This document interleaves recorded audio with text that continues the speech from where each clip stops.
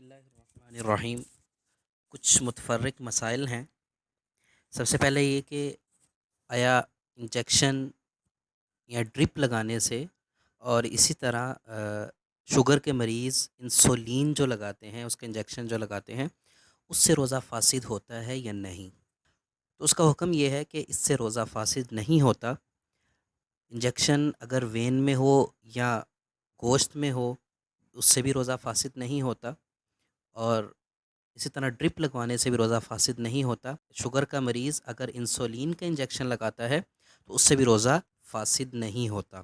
اس کی وجہ یہ ہے کہ یہ جو دوا جسم کے اندر داخل کی جا رہی ہے، یہ جو اللہ رب العزت نے قدرتی راستے خوراک کے بنائے ہیں، ان کے علاوہ انجیکٹ کی جا رہی ہے، اور اس سے روزہ فاسد نہیں ہوتا۔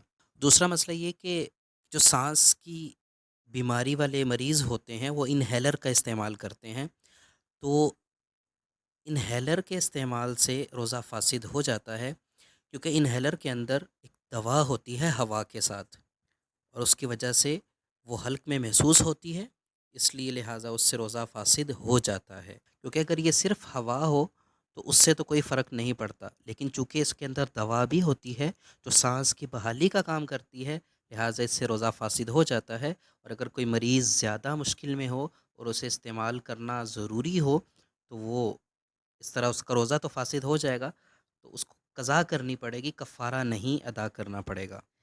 اسی طرح شوگر چیک کرنے سے بھی روزہ نہیں ٹوٹتا، کیونکہ روزہ ان چیزوں سے فاسد ہوتا ہے جو جسم کے اندر داخل ہوں، منہ کے راستے سے معدے تک پہنچیں، لیکن جسم سے نکلنے والی چیزوں سے روزہ فاسد نہیں ہوتا۔ خون ہو، پیپ ہو، اس سے روزہ فاسد نہیں ہوتا۔